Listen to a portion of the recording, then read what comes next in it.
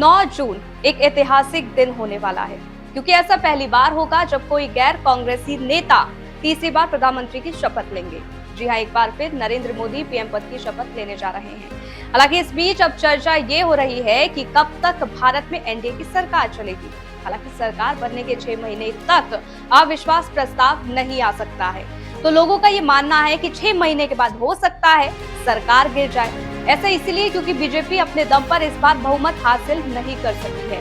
हालांकि अपने प्रमुख दलों के साथ बीजेपी आगे सरकार चलाएगी।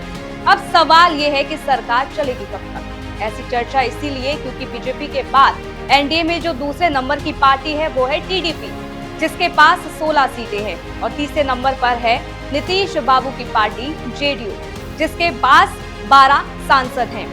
इन दोनों ही पार्टियों का इतिहास कुछ खास रहा नहीं है। ये दोनों ही पार्टियां बीजेपी का पहले साथ छोड़ चुकी हैं। अब इन दोनों पार्टियों का साथ छोड़ने के बाद एनडीए गठबंधन में क्या समीकरण बनेंगे? क्या वाकई आने वाले दिनों में एनडीए की सरकार गिर सकती है? और एनडीए गठबंधन जो हार के बाद भी खुद को बाजीगर कह रही है, उस सरकार बनाएगी तो क्या होगा?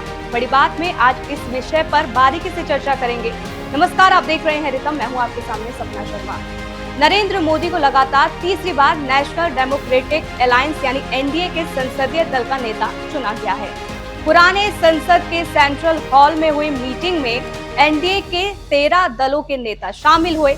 इसके बाद सभी ने सरकार बनाने के लिए राष्ट्रपति द्रौपदी मुर्मू को समर्थन पत्र सौंपा। मोदी ने भी राष्ट्रपति से मुलाकात की। राष्ट्रपति ने उन्हें सरकार बनाने का न्योता दिया। इसके बाद मोदी ने कहा कि 18वीं लोकसभा नए ऊर्जा और कुछ कर गुजरने वाली लोकसभा रहेगी। नरेंद्र मोदी 9 जून को शाम 7:15 पर राष्ट्रपति भवन में तीसरी बार प्रधानमंत्री पद की शपथ लेंगे। इन सब बातों के बीच पूरे देश में जो चर्चा चल रही है वो ये है कि आखिर एनडीए की सरकार बनने के बाद जेडीयू और टीडीपी अगर समर्थन वापस ले ले तो क्या होगा? चलिए विस्तार से इसे समझते हैं, लेकिन उससे पहले चुनाव नतीजों पर नजर डालते हैं। लोकसभा चुनाव में कुल 543 सीटें हैं। इस बार के लोकसभा चुनाव में एनडीए ने 272 का जादुई आंकड़ा पार करते हुए 292 सीट जीती, जो बहुमत से 20 ज्यादा है। तो वहीं इंडी गठबंधन, जिसमें तमाम विपक्षी दल हैं, उनको 234 सीटें मिली है, जो बहुमत से 38 कम है। वहीं अन्य के खाते में 17 सीटें गई हैं। अब मामला कहां फंस रहा है उसको समझिए। एनडीए के पास बहुमत जरूर है, लेकिन बीजेपी पिछले 2 चुनावों की तरह इस बार बहुमत हासिल नहीं कर सकी है।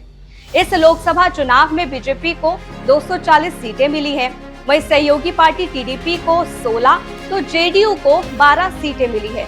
यानी साफ है कि इन दोनों के भारी सहयोग के साथ एनडीए की सरकार बनने जा रही है। अब इंडी गठबंधन इस उम्मीद में है कि टीडीपी और जेडीयू दोनों ही उनके साथ आ जाए ताकि वो सरकार बना पाए। लेकिन यहाँ भी इंडी गठबंधन के लिए एक पेच फंसा हुआ है, क्योंकि टीडीपी और जेडीयू के साथ आने के बावजूद भी इंडी गठबंधन सरकार नहीं बना पाएगी, क्योंकि 234 सीटों के बाद दोनों पार्टियों की सीटों को जोड़ा जाए तो इंडी गठबंधन के पास 262 ही सीटें होंगी, जो पूर्ण बहुमत से 10 कम है।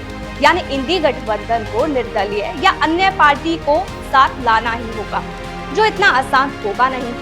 चलिए इसको और विस्तार से समझने के लिए आपको गठबंधन की लिस्ट दिखाते हैं कि किस पार्टी को कितनी सीटें मिली है।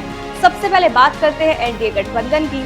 बीजेपी को 240, टीडीपी को 16, जेडीयू को 12, शिवसेना को 7, एलजेपी रामविलास को 5, आरएलडी को 2, जेडीएस को 2, जनसेना पार्टी को 2, हिंदुस्तानी अवाम मोर्चा सेक्युलर को 1, यूनाइटेड पीपल्स पार्टी लिबरल को 1, असम गण परिषद को 1, AJSU party all Jharkhand students union को 1, अपना दल एस को 1, एनसीपी अजीत पवार गुट को 1, सिक्किम क्रांतिकारी मोर्चा को 1। कुल मिलाकर एनडीए के पास 292 सीटें हैं।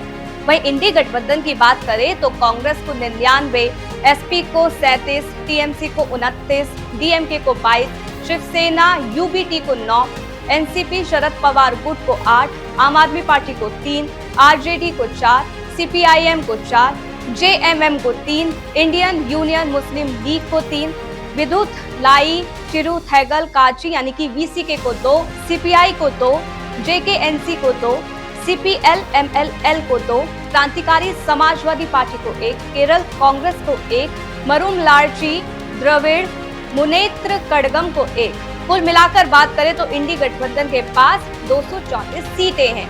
वहीं अन्य पार्टियों की लिस्ट देखें तो YSRCP को 4, निर्दलीय को 7, शिरोमणि अकाली दल को 1, AIMIM को 1, voice of the people party को 1, जोराम पीपल्स मूवमेंट को 1, आजाद समाज पार्टी कांशीराम को 1। 17 सीटें अन्य के पास हैं। अब एनडीए से जेडीयू अपना समर्थन वापस लेती है। लिस्ट आपने देखी, अब एक एक का समझिए। एनडीए की बात करें तो भाजपा के अलावा 14 सहयोगी दलों के 53 सांसद हैं। उनकी कुल सीटें 292 हैं। गठबंधन में चंद्रबाबू की टीडीपी 16 सीटों के साथ दूसरी और नीतीश की जेडीयू 12 सीटों के साथ तीसरी सबसे बड़ी पार्टी है। दोनों ही पार्टियां इस वक्त भाजपा के लिए जरूरी हैं। इनके बिना भाजपा का सरकार बनाना मुश्किल है। अब गणित समझिए, अगर जेडीयू अपना समर्थन वापस लेती है तो एनडीए कुल 292 सीटों में से 12 सीटें उनकी घट जाएंगी और एनडीए के पास बचेंगी 280 सीटें, जो बहुमत से 8 ज्यादा है। यानी साफ है एनडीए की सरकार तब भी नहीं गिरेगी। लेकिन अगर नीतीश बाबू के साथ चंद्रबाबू नायडू भी अपना समर्थन वापस ले लेते हैं तो एनडीए के पास कुल सीटें बचेंगी 264, जो बहुमत से 8 सीटें कम है। उस स्थिति में एनडीए की सरकार गिर जाएगी। लेकिन ऐसे में सवाल ये है कि फिर सरकार कौन बनाएगा। आप सोच रहे होंगे कि इंडी गठबंधन, तो आप गलत हैं।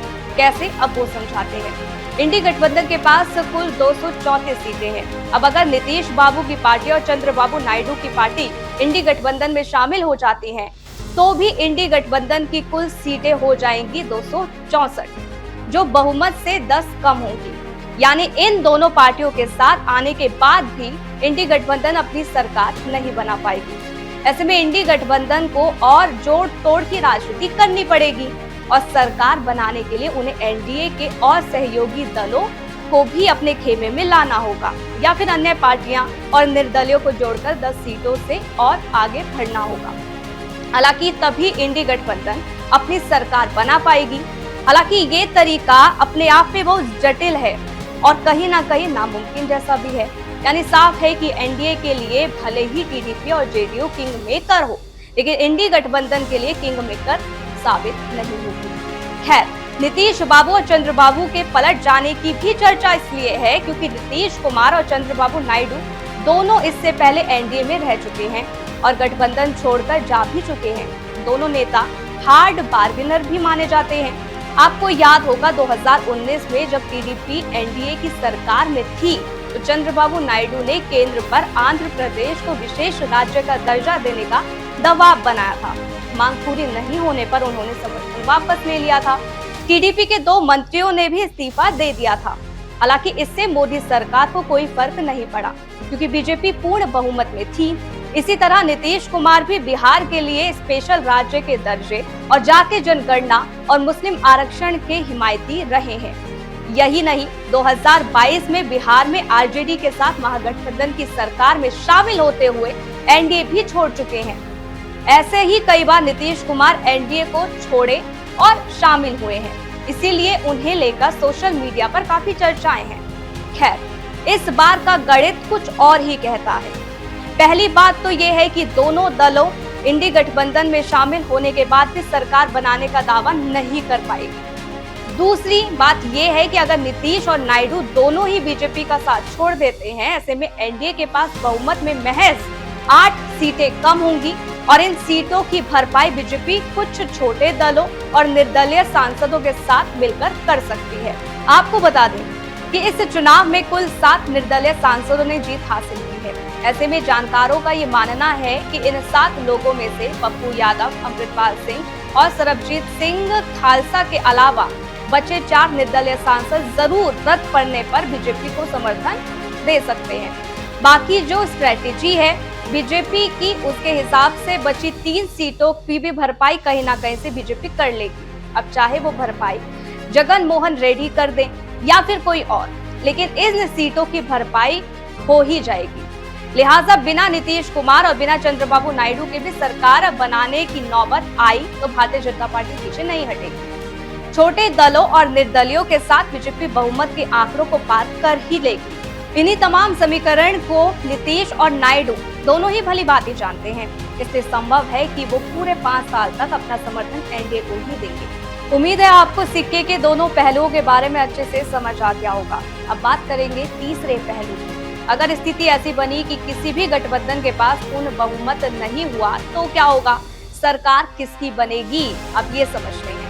बता दें कि अगर ऐसी स्थिति बनती है तो राष्ट्रपति पहले ज्यादा सीटों वाले गठबंधन से सरकार बनाने के लिए कहेगा। बहुमत हासिल न होने पर दूसरे गठबंधन को सरकार बनाने के लिए कहेगा। अगर दोनों ही बहुमत साबित नहीं कर पाए तो अपने विवेक से राष्ट्रपति दोबारा चुनाव करवा सकता है। और अगर ऐसा होता है तो संभावना ज्यादा ये होगी कि बीजेपी फिर बहुमत हासिल कर ले। ऐसा इसीलिए क्योंकि जिन राज्यों में बीजेपी को नुकसान हुआ है उन राज्यों में बीजेपी पूरी ताकत झोंक देगी और जैसे पहले 2 चुनावों की रणनीति बनाई थी उसी को फॉलो करेगी और विपक्षों के गढ़ों में सेंधमारी करेगी। इन सभी संभावनाओं के बीच आज की स्थिति देखें तो सवाल अब ये है कि बीजेपी गठबंधन के साथ सरकार चला पाएगी। क्या चुनौतियां बीजेपी के लिए रहने वाली हैं, क्योंकि गठबंधन की अपनी मजबूरियां होती हैं जिसमें पहले हर सहयोगियों की हर एक बात का बड़ा ख्याल रखा जाता है। पिछले 10 साल से जिस तरह से केंद्र में बीजेपी ने सरकार चलाई है और जैसे फैसले लिए हैं उसमें गठबंधन के सहयोगियों की किसी बात का कोई मोल नहीं है। इसका सबसे बड़ा उदाहरण ये है कि 3 कृषि कानून जिसके खिलाफ बीजेपी की सबसे पुरानी सहयोगी शिरोमणि अकाली दल ने सरकार से समर्थन वापस ले लिया था, लेकिन सरकार को कोई फर्क नहीं पड़ा क्योंकि अकेले बीजेपी 303 के आंकड़े पर थी जो बहुमत से 31 ज्यादा थी। अब एक निर्दलीय भी अपनी बात मजबूती से रखेगा, फैसले का विरोध करेगा और बात न मानने पर हर रोज सरकार गिराने की धमकी देगा। ऐसी धमकियों के साथ नरेंद्र मोदी ने ना तो गुजरात में मुख्यमंत्री के तौर पर काम किया है और ना ही केंद्र में प्रधानमंत्री के तौर पर काम किया। लिहाजा तीसरी बार प्रधानमंत्री बनने के बाद भी नरेंद्र मोदी के सामने चुनौतियों का अंबार है जिसे पार पाना कतई आसान नहीं होगा। हालांकि इसके साथ ही आने वाले दिनों में बीजेपी के लिए बड़ी चुनौतियां भी है। कई राज्यों के चुनाव आने वाले हैं। इसी साल हरियाणा में विधानसभा चुनाव है। ऐसे में वहां पर एंटी इनकम्बेंसी को बीजेपी को रोकना होगा। हरियाणा में लोकसभा चुनाव के नतीजे भी बीजेपी के लिए अच्छे रहे नहीं हैं। जहां 2019 में बीजेपी ने हरियाणा की सभी 10 लोकसभा सीटें जीती थी, इस बार सिर्फ 5 लोकसभा सीटों पर ही जीत पाई है। ऐसे में हरियाणा के विधानसभा चुनाव में कैसे जीत हासिल हो उसके लिए अलग रणनीति बनानी होगी। दूसरी ओर उत्तर प्रदेश भी काफी अहम है, जहां 2 साल बाद चुनाव है।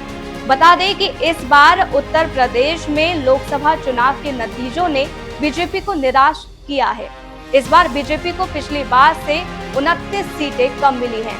2019 में बीजेपी को जहां 62 सीटों पर जीत मिली थी, इस बार उनके खाते में महज 33 सीटें आई हैं। हालांकि इन सब के बीच बीजेपी के लिए इस चुनावों में जिसने ठंडक का एहसास कराया है वो है दक्षिण राज्य, जहां केरल में पहली बार बीजेपी एक सीट जीती है, जबकि दक्षिण में तमिलनाडु में बीजेपी ने अपना वोट प्रतिशत 3 गुना ज्यादा कर लिया है।